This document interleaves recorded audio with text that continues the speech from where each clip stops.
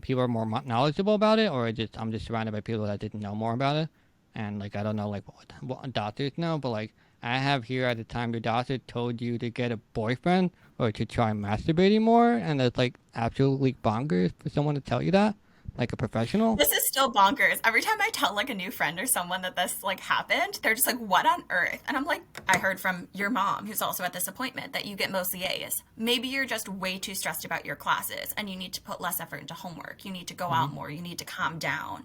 And I remember just sitting there being like, "I don't think you would say that to my brother in this moment, who like also has headaches and some of these symptoms. I just don't think you would sit there and tell like a male valedictorian like the equivalent thing. Like it feels like you would just be like, oh, we need to get you back into tip top shape to do some of the things you're good at or like doing." So that is my very short TLDR of mobility aids. But I'm very grateful to be at the point where I can like confidently use mobility aids. I was telling my girlfriend this at one point, but I feel most like myself when I have my crutches.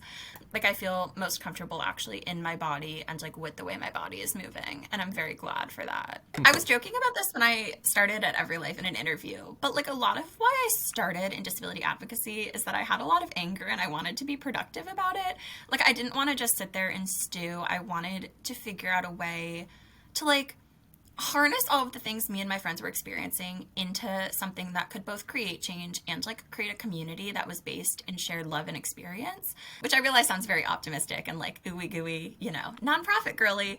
Of my day to day is also like supporting YAR members and talking to emerging advocates and trying to support folks like doing advocacy in their own ways, both building up those skills and building up that confidence, but also then having those opportunities. So I feel like a lot of what I do sometimes is like I joke that I want to be the human version of Rare Disease Google and like match people to the things that they're trying to find. I don't know. One of the things I find fascinating is looking at the details of policy very closely, but then figuring out where the real people and the real stories are. Like explaining to folks, like, hey, like you're telling me this entire narrative about your life with something pretty specific. Like, have you looked at all into this bill? Or like, have you looked at all into some of these regulatory changes that it feels like you might want to weigh in on? It feels like you have like experience and an opinion on. Do you feel better reading other poets or like other people's stories that are going through shit? Like, do you feel more empowered about it, or like, are you not affected by it? No, I do. I found it really helpful. And I think I especially found it really helpful. In general, people are so much more exhausted than non disabled society realizes. Like, it's really tiring to do like all of the like steps of living in an inaccessible world compared to like if I like one of my favorite jokes is like what I would do if I were non-disabled, like with the amount of energy that I put into like existing in the world. So I always joke like I would be like a trapeze artist because I would like have so much energy, which is like funny, right? Because like I wouldn't be nearly as flexible. Like part of that is the joke. But there was a giant fly in my girlfriend's room and they were running around with my cane trying to chase it and hit it and were like yelling. And like they did not have the physical ability to be doing this. Like at one point their knee like gave out. And I couldn't stop laughing because it looks ridiculous for this like 22-year-old person to be like waving a cane in the air, like trying to like hit this fly. Hello, welcome to my podcast, To My Fun Joe Such. I'm Joe Such. I'll be giving my to Courtney. Courtney is a rare disease advocate. She doesn't really like talking about herself or her struggle. What she loves to do is empowering others. She studied politics within the disability world. She's the manager of Young Adult Rare Representatives, or YAR for short. She helps raise disability voices to talk on Capitol Hill because that is where the real change is, and not doing a dumb podcast. Anyway, first, are you ready to join me in a time machine? Are we going to the future or the past? We're gonna go in the past. Like, I mean, we can go in the future Maybe. later, but like we'll go in the past. I'd go to the future more quickly. That's my take. If we're going to the future, yes. If we're going to the past, tentative. We would go into the past when you were 12 years old. Oh God. When I first got my rare disease symptoms. Something like that. Yeah, like did it? Well, we're gonna be referencing a letter you wrote to yourself at 12 years old, and that's where I guess that's where your whole life started to change. I would love to talk about it Yeah. on air, so let's do it. So, Yeah. I'm assuming you mean the one that I wrote for Rare Youth Revolution recently? yep. Yeah. So, my very quick TLDR of like my background with rare disease and disability is that when I was around 12, I was in 8th grade. I started having a lot of undefined symptoms. At first, I was having a lot of headaches and shoulder and neck pain. At the time, it was presenting as muscular, but in retrospect, it was definitely also joint related. And for a very long time, that was dismissed. For the first several years, as something that was just normative puberty. And then after that, myofascial pain that didn't have a specific cause, or the cause was more benign. And so it took me just about 8 years until I was 19-ish. It Well, was I the want to go beginning of back a little 20. bit because you're jumping a little ahead too much. Yeah. So the question I wanted to ask it was, were you more mad at your doctor not being able to help you to? Were you more mad at your doctor not being able to diagnose and help you for 8 years, or your body constantly giving you pain and discomfort? I was really mad at my doctors, and I think I still am, but I think it was different then because I didn't have an answer of what was really happening. And I knew that I was in pain. I wasn't necessarily mad at my body about it. I was more like mad at how my body was interfacing with the world, and more often felt like that was the world's problem. And I was definitely really, really frustrated after appointments and like at specific doctors or nurses for their reactions. Yeah, like I have here, like I think you're like in a 27-ish area, and I feel like 10 years ago it seems like a really long time, but it's really not. But I think so much research had been done.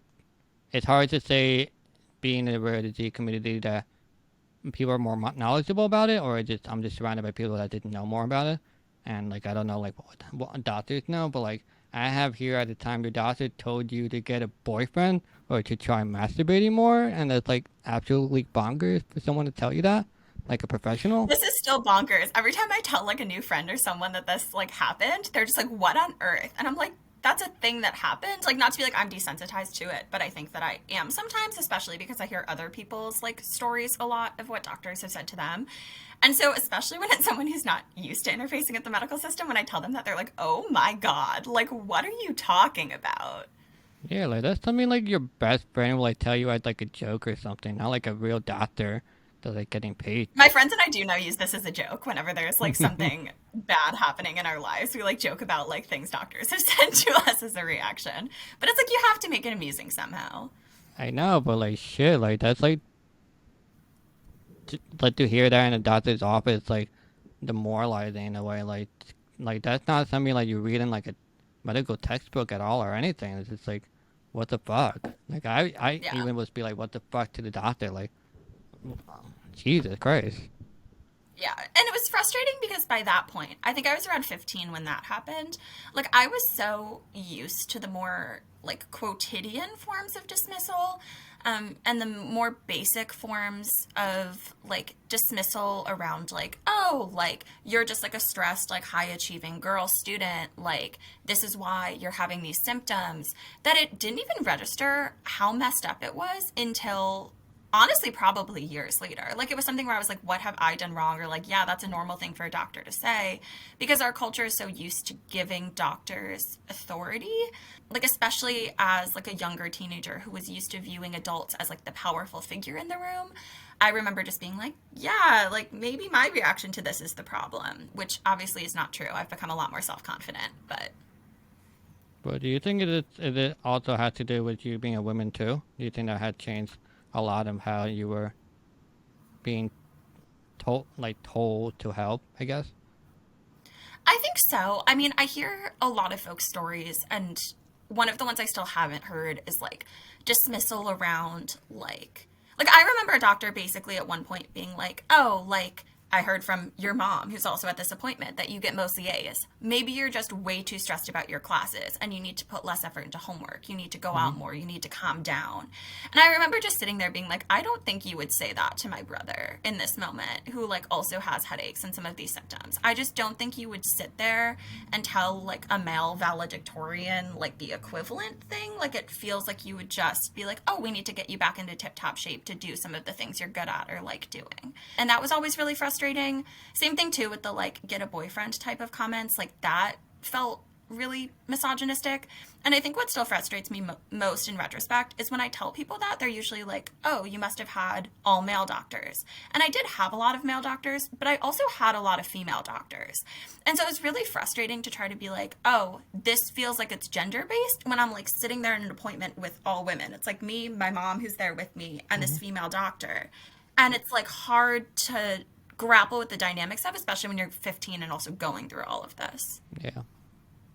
I mean, I kind of get like you being stressed and like to maybe relax you, and like I get like getting a boyfriend would help in like a casual sense, but like I think it's inappropriate for a doctor to tell you that. Like stress could be a trigger. I totally get that, but like I think it's almost like inappropriate to say that. Like I don't, unless it's like casual friends, and it's like I don't know. Well, the ironic thing is that you never got a boyfriend and now you have girlfriends. So I guess you kind of never That is got cured. technically true. Actually, I think at the time that they said that, I like was dating someone, which is part of what made it like extra ironic. But yeah, and then part of it was so frustrating too is like sort of the cause effect. Like I was often the most stressed because this was happening. It wasn't like I was stressed and then I was in pain. I was stressed because I was in pain and no one was taking it seriously or giving me any causes or resources. So it's like just felt really frustrating the entire time because I was like, of course I'm stressed. That's the point. But like, that's not what's causing this. That's the result of living through the healthcare system. But yeah, now I have a girlfriend. She's also disabled. They're lovely. I love I them mean, a lot. sometimes adding a boyfriend or girlfriend adds more stress to a relationship, so it's always not a good thing too. Yeah, I mean, it really depends. Like, I'm by now at the point in my life where, like, being in disabled relationships and having a lot of disabled friendships is really important to me. But I think at the time, like, trying to figure out, for example, how to talk about chronic pain in that context was really stressful. Like, I got lucky that my first partner was generally good about a lot of that. But it was still one of those things where it's like, I don't think in general any of that was like the answer. It's so much more complicated is usually my take. Oh yeah, of course. Like fast forward to a year that you were officially diagnosed with mobile Ehlers Danlos syndrome. There isn't a cure but ways to help with your pain. Let's talk about when you first got crushed and how much relief you got. Yeah. So I think there's a few things here. The first is that, like, I was just really relieved when I first got my hypermobile EDS diagnosis because it gave me an explanation for what was happening.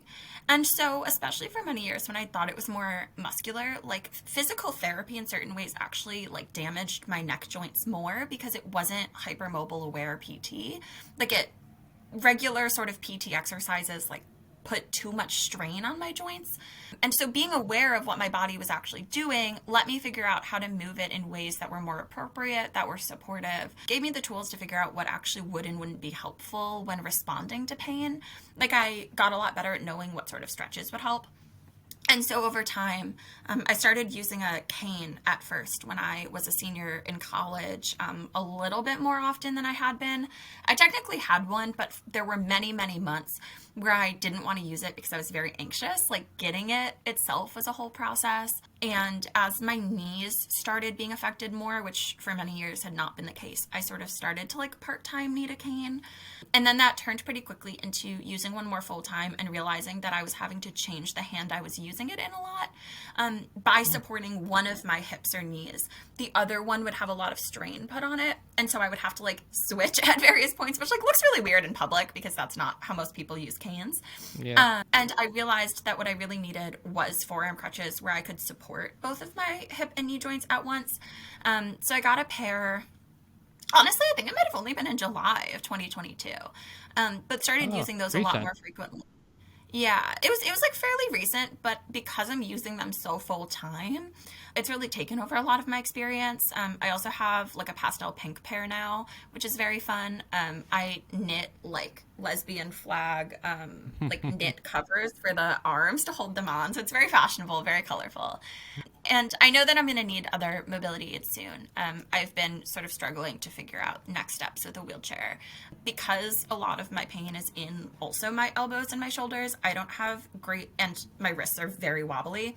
I don't have great ability to roll a manual chair, especially uphill. I have a basic one that I use sometimes when I'm going out with folks and like need to be somewhere, but it's really not sustainable for long-term use, even if I were to get a much better quality lightweight one. So I've been trying to talk to my rheumatologist and others about figuring out like an affordable power chair option. I was using a power chair rented during Rare Disease Week, and it was immensely helpful, especially for weeks where it's like that much in-person activity and that much fatigue.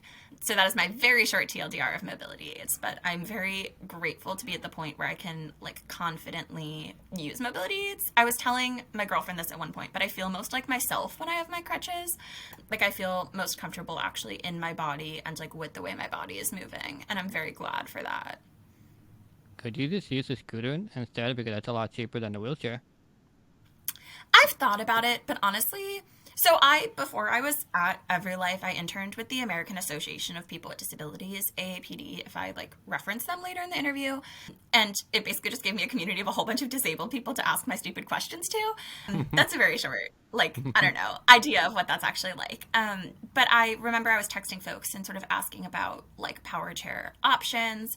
And part of my hesitation with a scooter is everyone I know who's tried to use a scooter, it's not the best quality. It definitely is a little bit more fragile and then also a little bit more difficult to use in public spaces.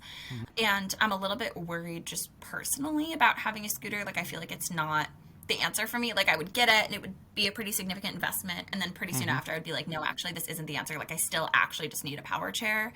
And so I'm trying to find one. There's one that I found that's like foldable and like relatively affordable in the scope, right? Like we need to contextualize, but compared to like a much, much heavier duty one, that would be really helpful for the current terrain I live on for different forms of weather. So we're saving up for that. Go FSAs. I mean, you could just hang around like old people and just wait it out, and then you'll get one for free. First of all, I wish I just had more intergenerational community. But also, I wish I knew older folks with nice enough equipment for that. That is actually how I borrowed a manual chair when I was home recently. It's like we still have one from when my grandmother had passed away when I was, I think, in like 8th grade. And it was disgusting quality. I like accidentally like cut myself a little bit on it, and I thought I was going to get tetanus because it was so rusty and disgusting. I was very glad I'd had my tetanus shot. Yeah, I mean, I recently got a better chair, and like the different like quality from like a chair from like the insurance to one that you could buy on Amazon, it's drastically different. Like helps you so much. Like, Yeah. but it just sucks that it takes forever, and it's also really expensive too. And it's frustrating with hypermobile EDS, there's a range of care standards. It depends who you're seeing. There's still a lot of providers who don't know a ton about HEDS or have like a somewhat outdated version of their care standards. Part of this is that like the EDS Society at large, which is like one of the primary US-based patient advocacy groups for EDS, redefined some of how they define HEDS versus hypermobility spectrum disorder like relatively recently. Cannot tell you the year offhand, but there's a way that you diagnose HEDS versus hypermobility spectrum disorder and a whole bunch of other stuff. And because HEDS is the only subtype that still doesn't have its own specific candidate gene, it's a little dicey because in the way that you can test genetically for like classical or one of the rarer subtypes like KEDS or VEDS, there's no current equivalent for HEDS. And there's a whole bunch of politics around whether that would be good or bad and how to implement that. But it does mean that for a lot of folks, it's really difficult to get a wheelchair because there's no real pathway for providers to understand that sometimes, especially if you have earlier onset or more significantly onset HEDS, you do need a wheelchair. A lot of folks do find that helpful. Some people don't, but there are ways in which, especially with my progression, it would be really helpful. And it's kind of hard that there's no insurance pathways or that providers push back because they're kind of like, well, technically you're mobile, but it's like, at what cost? And also not really. Like if I can't really get to work because I can't get out of my apartment, I'm not really mobile even if I can walk to the kitchen. Like there's a whole bunch of other context there. And sometimes those scientific definitions don't necessarily match the patient experience. And HEDS sees this a lot as like an underdiagnosed condition that like mostly affects women and has a lot of those changing care standards at play. Is that like one of the reasons why you're working in a disability space to like help you out? Yeah, like I was joking about this when I started at EveryLife in an interview, but like a lot of why I started in disability advocacy is that I had a lot of anger and I wanted to be productive about it. Like I didn't want to just sit there and stew. I wanted to figure out a way to like harness all of the things me and my friends were experiencing into something that could both create change and like create a community that was based in shared love and experience, which I realize sounds very optimistic and like ooey gooey, you know, nonprofit girly. But that very much is what originally inspired me in this direction. When I went into college, I thought I was going to study English and political science. I worked on campaigns for a little bit. I worked at a literary magazine for a few years. I was very interested in going in that direction. But I kept coming back to wanting to write about disability and wanting to talk about disability, and wanting to meet other disabled students on my campus and do a lot of organization around that. And so I ended up eventually majoring in American Studies with a whole focus in health, illness, and disability studies, and very much heading the direction of wanting to work in this space. I mean, by the time I graduated, I'd been at AAPD for I think like 2-ish years. I mean, it was 2 summers, so whatever that equivalent is, and had done a lot on campus and very much knew like, this is where I feel at home. This is what I want to be doing. But it was originally personal, and then it just like became my whole life. I mean, you're doing way more work, way more. You're in a process of doing way more change than me doing a dumb podcast. I'll tell you that for sure.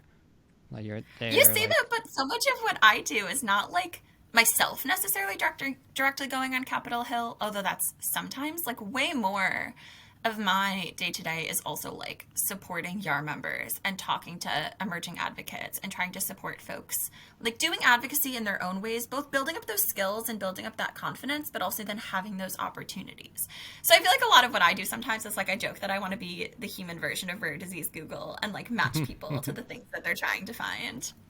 I mean, without you though, there wouldn't be other people doing anything because like, you're the one that gathered the group, and like I think everyone can say like every time we get into a room together, like you're warm and welcoming, and you're extremely helpful with every question. And I'm sure you get asked the same dumb questions over and over again, but you're always there, wanting to help them because like we all have like the same goal of wanting to make actual change and just make our lives better.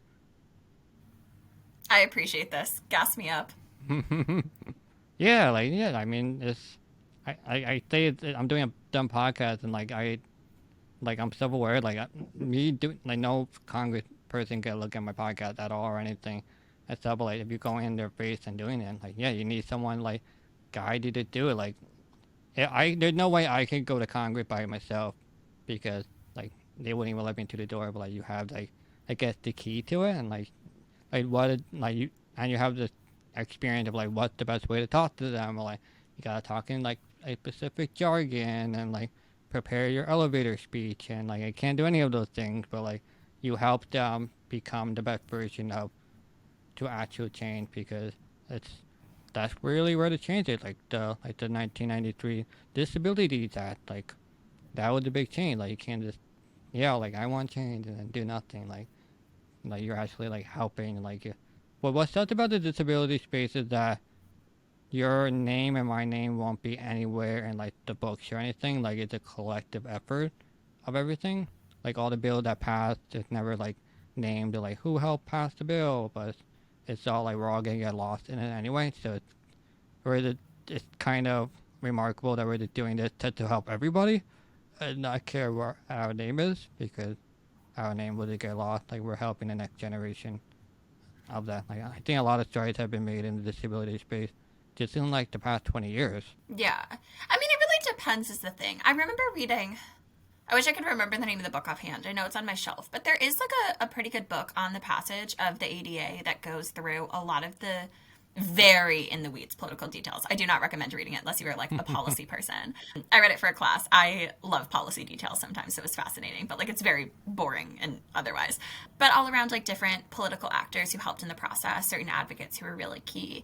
And that's fascinating to me is sort of how the average person participates in advocacy. I think a little bit unlike you and your jokes about chasing clout, actually like don't necessarily want to ever be a celebrity advocacy figure. I think we see that sometimes with folks who like have instant name recall in the community in some way. That is not something I want. I like being able to go home to my little life at the end of the day and I think figure out like the meaningful changes that we can all make. Like I think part of it is that I'm not special and I want folks to realize stuff like that. that the point is not to be special. The point is to all be able to work on this collectively and empower each other to like understand that and build those skills. That there's nothing particular that separates like an advocacy celebrity from your average advocate or from someone who's not yet an advocate but sort of wants to be or is curious. There's no like innate born skill or born personality. Like anyone can do advocacy in a way that is meaningful to them, and it all does matter collectively. Yeah, we did have very different goals of what we want out of this. And yeah, do want the clout. I want to get verified. I don't know. I just want to feel.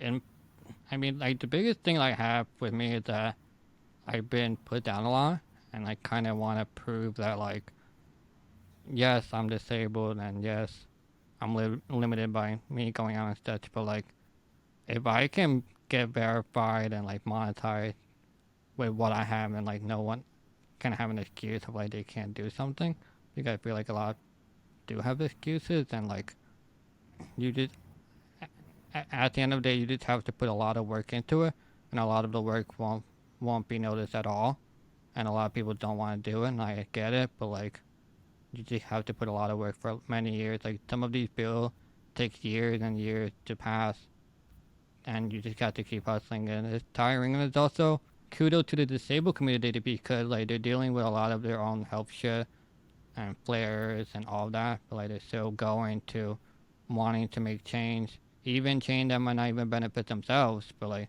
they're going there and like fighting for their just to get covered for insurance or anything, and or formula being covered. Like they're going out there like they're exhausted and tired, and they have less time than the average person. Like it's remarkable how much they have to fight, and it's great to see.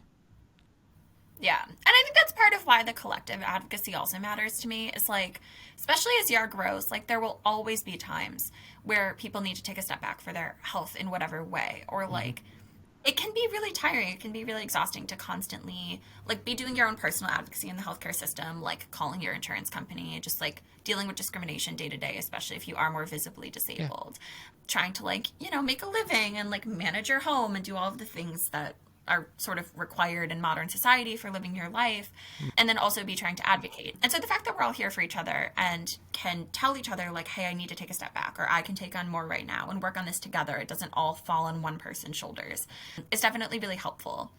That there's some infrastructure around to make sure that the work keeps getting done. Because you're right, like the political process can be slow, but it's also important to have a lot of involvement everywhere along the way. I'm also very fascinated by the parts of public policy that are not immediately passing legislation. So all of the things that get like written and rewritten in committees before the bill really goes up for a vote. But then how much of public policy is afterwards in regulation and implementation, the executive branch and different agencies that like actually coordinate how legislation is carried out, and different places where, especially as time goes on and as this hopefully right keeps expanding, there are places for patient advocates to actually have their voices heard, or places for people to weigh in a little bit more how different legislation is implemented. I don't know. One of the things I find fascinating is looking at the details of policy very closely, but then figuring out where the real people and the real stories are. Like explaining to folks like, hey, like you're telling me this entire narrative about your life with something pretty specific. Like, have you looked at all into this bill? Or like, have you looked at all into some of these regulatory changes that it feels like you might want to weigh in on? It feels like you have like experience and an opinion on. Because at the end of the day, like any sort of public policy is about people. And so figuring out like where the actual story is the most important thing. I have people all the time in YAR intro calls tell me like, I'm not sure I understand policy yet. Like I don't feel like the expert. And I always want to be like, you are the expert because you're living in this country under all of the different policy issues, and you see how those are affecting your daily life, even if you haven't yet put the details in the language there. And so figuring out how to do that, building the skills and the tools to do that, and then get into meetings with congressional folks, it can be a process, but it's an important process you already have the foundation for. Like you have that inside. Yeah.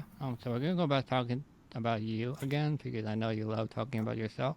So I have here you're a poet, an essayist, a fan of blankets and Japanese houses. In your poem, you talked about really tough days where you felt insignificant, and even talked briefly about suicide. Should we read one? We got Have Tulips. We got the Egg Poem. Do you want me to leave? International We Women's Day. should And not read one, is my take. But So, okay, part of this goes back to what I was saying earlier about how when I first entered college, like I thought I was going to major in English. And part of that was that I have always been really interested in creative writing, somewhat by virtue of being chronically ill. I was like a really weird kid. I feel like that comes as a surprise to no one if they've watched this far in the interview. But I was really interested from, like, honestly, a really young age in any sort of creative writing. I wrote a lot of poetry when I was younger. Most of it is embarrassing, and I would not want it to see the light of day. But I think it helped me make a lot of sense of like my life, like put it into a narrative, and then Yeah. also figure out the parts of my life that didn't have a clear narrative. Part of what's still really interesting to me about chronic pain is that for many years when I didn't have an official diagnosis, I identified mostly with having chronic pain rather than like being a like HEDS patient or, XYZ. Even to this day, I think because I am still somewhat diagnostically nebulous, I like identify a lot more with being chronically ill or having chronic pain or existing in the disability community than with any one specific diagnosis, which I know is not true for a lot of other folks in the rare disease community.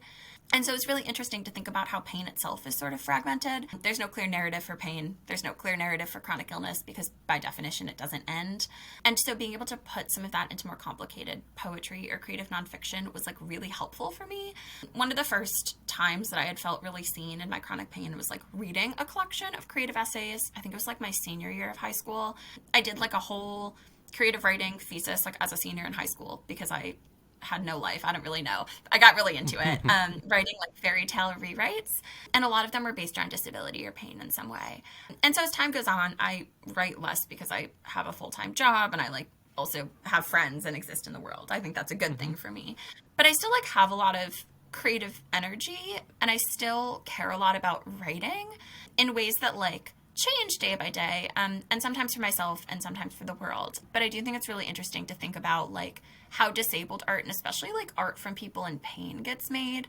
I still read a lot in my free time. I still read a lot of poetry and just generally like find like a little bit of a spiritual home, I think, endlessly in poetry and writing communities. I mean, I get it. I'm not a poem reader. I guess I like music, so I guess that's my form of poetry, I guess. But I don't know. It's like always interesting to hear like people like to read about other chronic ill people, and I kind of see that as toxic because like we're dealing with our own shit, and we don't want to read about other people's shit because then like makes us feel bad more. So like, do you feel better reading other poets or like other people's stories that are going through shit? Like, do you feel more empowered about it, or like, are you not affected by it? No, I do. I found it really helpful. And I think I especially found it really helpful at first. So I got really into reading a lot of memoirs originally when I was probably a junior or senior in high school. And at that point, because I was still very undiagnosed, a lot of it was like, okay, like I'm continuing to experience chronic pain. Like I'm continuing to have all of these symptoms that are not only existing, but progressing. And doctors are still telling me nothing's happening. So I think I need to look elsewhere for information. And so part of it at first was just reading these accounts where it felt really validating that other people had had these sort of experiences. And I was reading it and I was like, yes, that's what it's like for me. And then I was starting to get, like information on what had helped them or like ways they'd synthesized their experiences. It helped me put it into a narrative in a way that diagnosis later would, is like, like what are sort of the factors to frame this? What's the analysis of my own life within this? Like it helps give me a sociological framing for a lot of what was happening to me, which at the time I really, really needed because otherwise I was just deeply confused and like I knew I was confused. I knew there wasn't a good story. And even now, like when I was a senior in college later, I read a whole bunch of illness memoirs for a thesis I did on the trope of like, you don't look sick and chronic illness visibility and sort of the difference between the sociology of diagnosis and the narrative of diagnosis versus a lot of the ways that the genre and convention of like disability and chronic illness narratives exist where like there isn't a clear end, but it's really lyrical, it's really fragmented, there's a lot going on in the interim that is so much more complicated than how scientific or clinical language might put it. And part of that feels like patient agency over their own stories. Like, how is it that we actually frame what's happening to us in ways that are different than the traditional frameworks? And so I still really love reading a lot of that. I tend to read probably more like creative nonfiction theory now, or at least break it up, because like, it can be emotional to like read a whole bunch of memoirs over and over. But it's something that like I think often the main feeling is still just relief at being seen for me. And I think that's particularly true with like a longer diagnostic odyssey process and with like a more nebulous and feminized like set of chronic illness symptoms. But it is, yeah, like it's something where like I've read books and I've been like, I didn't realize that was a symptom I was having. I thought that was just something weird my body did. I didn't realize that was related. Or like I would read someone saying something about how emotionally she felt about her condition. I'd be like, that is what I've been struggling to put into words. And that feeling, especially when I was younger, was just so, so important to me. Well, I guess you just don't want to feel like you're alone in your struggles, and you just want other hope that other had felt what you felt, and just be like alone, but like less alone, but you're still alone because you don't really know the person. You're just reading a story. That I mean, I totally get it. Like, but since you're, I guess, like 5 years ish in the disability community, like, what do you wish could change if you could change it? Yeah, I think honestly, my take is that I think I'm really glad I read a lot of disability narratives before fully coming into this space. Like, in part because I was still in high school, it was a gateway into learning about disability politics and learning about different, like, sort of cultural signifiers. I think at this point, like, because so many of my friends are disabled or chronically ill, I forget that a lot of what I talk about day to day has, like, absolutely no meaning for people who are not in that sort of community. And that does make it sometimes hard to come into. There are really good pathways for coming into disability and chronic illness that do exist, but in part because it can often be traumatic for folks or just difficult for folks to grapple with. There are a lot of drop-off points. And so I am very interested in how to continue to like make our community more accessible to folks, make sure that there are just more ways for folks to know that they have support, especially early on if they're undiagnosed or still like new to their diagnosis. You don't have to like have been in the disability or rare disease community for 10 years already to have validity and starting to talk about your experiences. We're all always learning and trying to figure out ways to like learn together, grow together, like feel confident in ourselves. It feels like there's still a lot more to do there. And then honestly, in part, disability policy is so new as like more of a mainstream issue that there's still just so much more that can be done in terms of policy change. Like even when we think about some of the like, you know, rare disease historical icons or disability historical icons, they're fairly young in the history of things. Like the fact that Judy Heumann did just die, and like a lot of people I know who are our age like met her. I met her. She was lovely. That's a whole separate story. But like a lot of that is fascinating because that's not necessarily true for a lot of other communities where like your like main historical figure who did a lot of initial groundbreaking work in the first stage of the movement is like still alive or like just died and like all of their work is still present. Do you think like a lot of disability people are just waiting for stuff to happen? Because like I feel like a lot of disability people give excuses to themselves. So like to like for example, so like acting. So like, oh, I never saw like a wheelchair actor before. So like, oh, that'll never happen to me. So they don't do anything. And I'm just like, why are you waiting for someone else to do it where you can just do it yourself? Like to use me as an example, like, yeah, there are a couple of other YouTubers that are disabled, but like, yes, they are disabled, but like, I want to be the next one. Like, I'm not waiting for another person to do it first and then I'll be the second one. Like, I feel like some are just like waiting to do something, or like they complain about stuff, but like they don't do anything. Like they don't. Also, you want to see more disabled acting? Like, go and try to apply and get the acting gigs yourself, because like that's the only change you can do. You can't keep complaining and then not do anything about it. Like, do you think a lot of people are just waiting? Honestly, no. And my take is that I think in general, people are so much more exhausted than non-disabled society realizes. Like it's really tiring to do like all of the like steps of living in an inaccessible world compared to like if I like one of my favorite jokes is like what I would do if I were non-disabled, like with the amount of energy that I put into like existing in the world. So I always joke like I would be like a trapeze artist because I would like have so much energy, which is like funny, right? Because like I wouldn't be nearly as flexible. Like part of that is the joke. But like it takes so much effort to like sometimes figure out how to get groceries or like, you know, if you're fighting to like get PCA care with like your state's Medicaid agency, that takes a lot of time and effort. If you're dealing with limited hours and you're having to like, you know, do a lot like yourself or with your family that you can't necessarily do. Like I think one of the things that especially with like an energy limiting chronic illness, I often think about is like the times I'm doing things I blatantly cannot do. But there isn't like an alternative. And so it's pushing my body well past that point.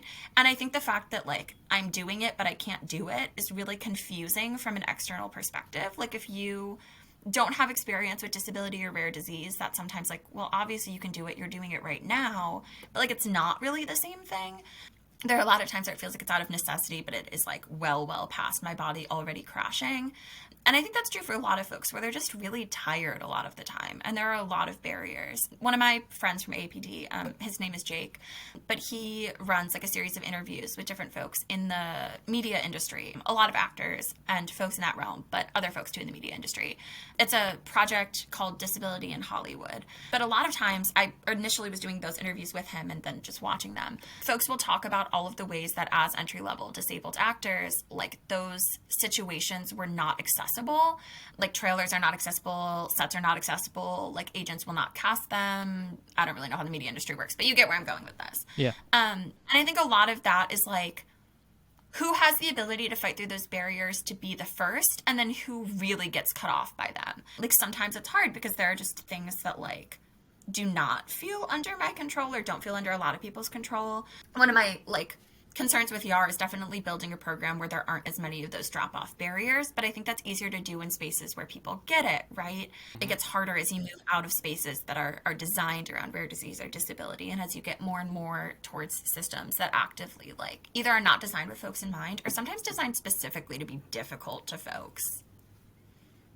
That's a very good idea. I don't know. It's always hard to like talk about the disability community because it's so wide and varied and so much. Like I'm kind of like in a mindset of like 60% of like pe like I think of like the average person, like just no ailments, and like I think a lot of them don't want to really do any extra work, and like that's totally fine. So I apply that logic to like the disabled community.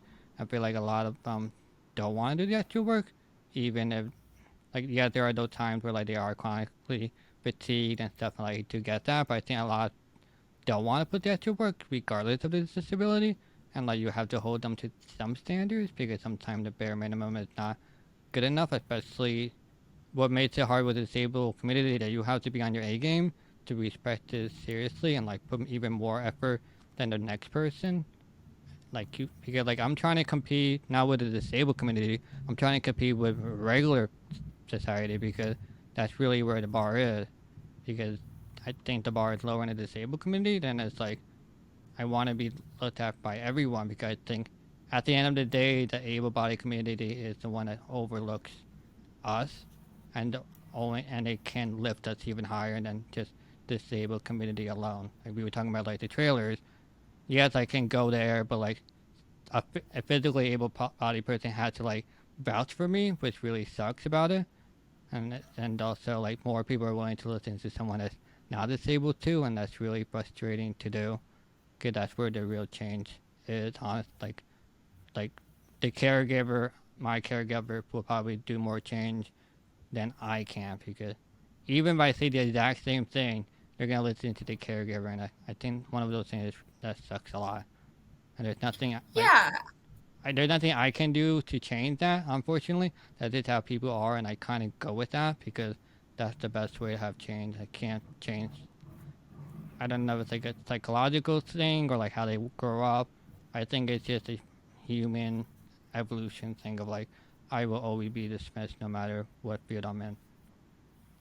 Yeah, I think it's hard because, like, I know at one point earlier you were talking about, like, feeling like you sort of had to advocate from a younger age. I think a lot of folks, especially with more visible rare diseases or disabilities, talk about this.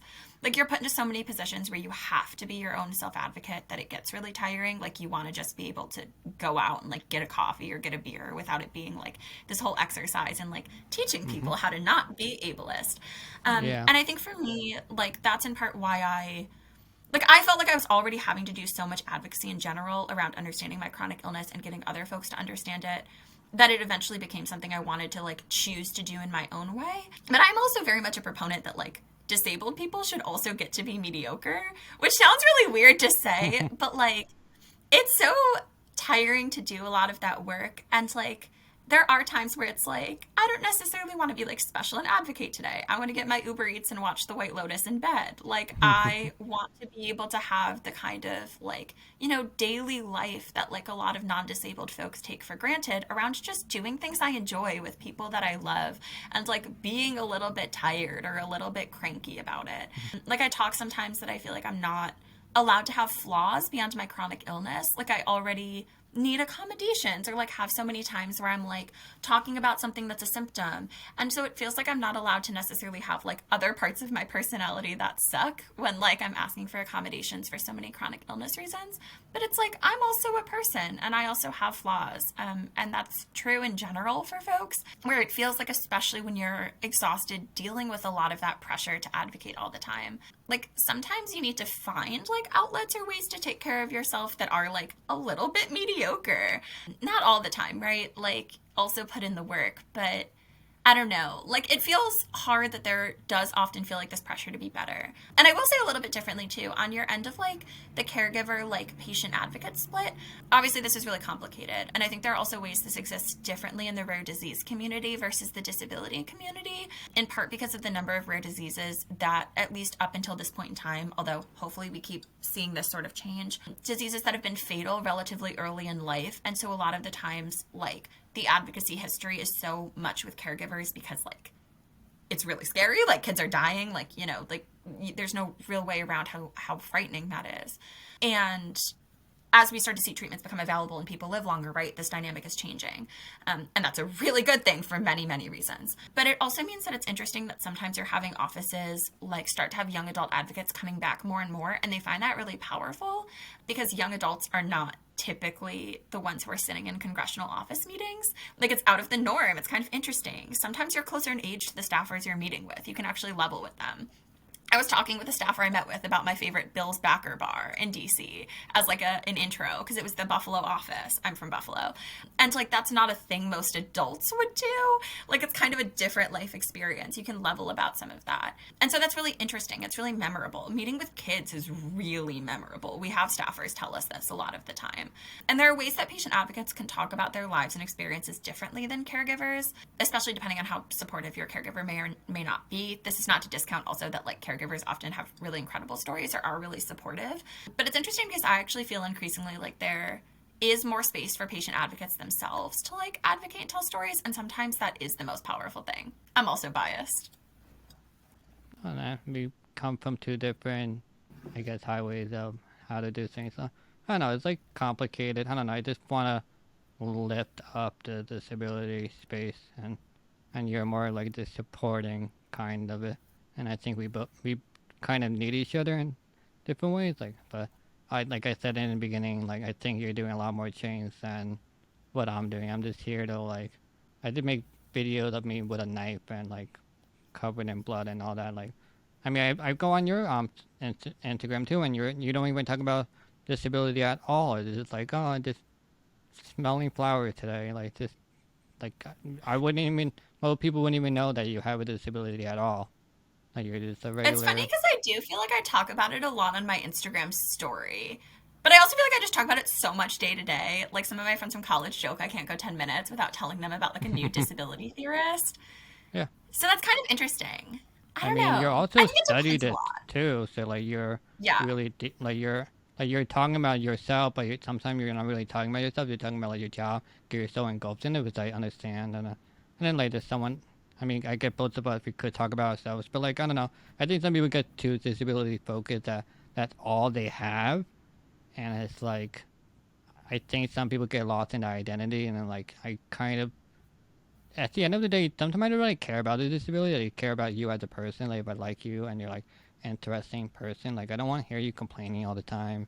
Like I don't want to hear about like your tools. I get that if you want to educate, I get it, but sometimes it gets too much. Sometimes I just want to like have jokes and like be entertained by it. Like I don't want to learn about bad shit. Like you don't have to complain about the bad thing. I don't know. I think I did like more on my social media to be more positive, or just more like, hey, I want to see someone killing you. Sure, they'll have a bad day or two, but if you're complaining every single day, it doesn't. I don't think it makes you feel any better, really, and doesn't make me feel better. And I definitely have unfollowed people because they're just straight annoying. Yeah, I think it depends. I think in part because a lot of my like friends and daily community are disabled. I'm also used to like having a lot of my humor based in like disability jokes, not in like a crappy way, but in a like disabled people joking about what it's like to like be in the world with other people. I wish I had a good example of this. Okay, honestly, this is like a yesterday example, but there was a giant fly in my girlfriend's room and they were running around with my cane trying to chase it and hit it and were like yelling. And like they did not have the physical ability to be doing this. Like at one point their knee like gave out. And I couldn't stop laughing because it looks ridiculous for this like 22-year-old person to be like waving a cane in the air, like trying to like hit this fly. And it's like stuff like that where it's like, I don't know, like the weird joys or daily moments and like humor that like you can do together that like I think a lot of times like non-disabled folks don't see, or even like talking about like decorating your mobility aids, like doing a lot of this together. Like there's a real joy in that. I really like having phone calls with people.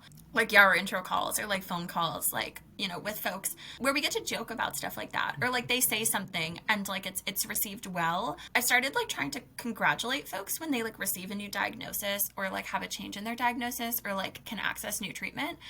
Because so often people like from the outside world don't do that. But like the ability to like actually know more about yourself and your condition and have some of that validity, often people just really want someone to be relieved with them or like Mm-hmm. frame it in a different way, or even just ask like how do you actually feel about that and leave space for the answer, or to be like, oh, like do you want help like figuring out how to decorate your mobility? It's like talking Mm-hmm. excitedly about what that would look like, that there are these other possibilities than only like difficulty. And obviously, right, this depends a lot on like if you have a condition that's like more life limiting and how, but even figuring out like how to have some of that joy together or exist like with other patient advocates can be really really important. That's also part of why like as much as I'm talking also about my job or like things I've studied, like it matters to me to have someone who like has this personal experience like managing YAR, in the sense of like when people come in an intro call and are telling me about their experiences, I can level with them, or at least like let them Yeah. know like, hey, there are options for you.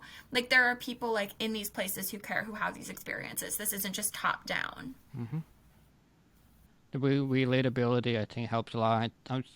Feel like you meet a lot of people that have never really done any advocacy at all, and it's like they don't know anyone at all, and like they're just welcome to this world of.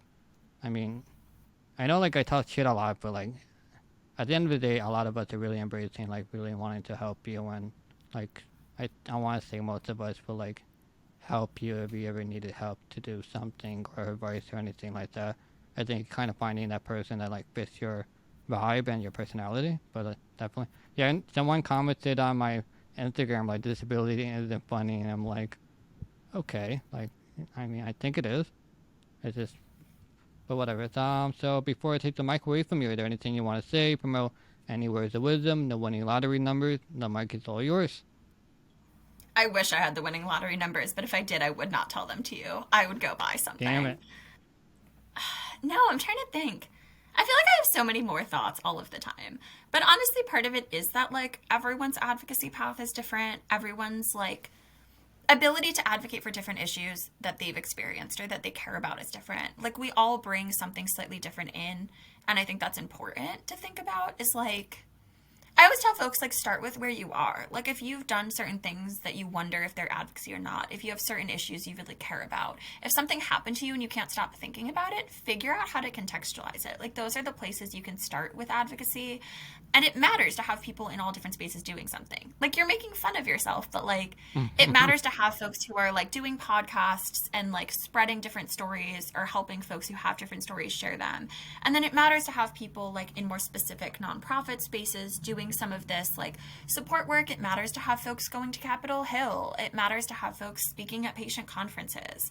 You know, everywhere along the line, like where patient advocates could be in the room, they belong in the room. And not just like at the table. Sometimes we should be the ones managing the table. Sometimes we should be rearranging the room so there is not a table. That is very much, I think, my TLDR take at the end. And I will also add, in part because I can never shut up and always want to talk more about things. But if anyone does want to talk more about like stuff that's happened in the interview, about YAR, about getting involved in the rare disease community, feel free to email me. My email is cfelle, so it's CFELLE at everylifefoundation.org. I'll just put her You can email also, address like, in the description so you don't have to like listen again. So no worry, guys, I got you. thank you, Joe. And yeah, you can also find this too. Like if you go to the EveryLife website and then you just go to like about and staff, like basically where you would expect it to be, you can also find this. There will be a little picture of me, so it'll be fairly obvious. My hair is not quite as colorful and fun, but like I still look like myself pretty much. So Nah, everyone loves you, no matter what color your hair is and such. But thank you, Courtney, so much for giving me your time and expertise. Thank you, everyone, for listening and watching, and I'll see everyone next time. Bye. yeah, thank you.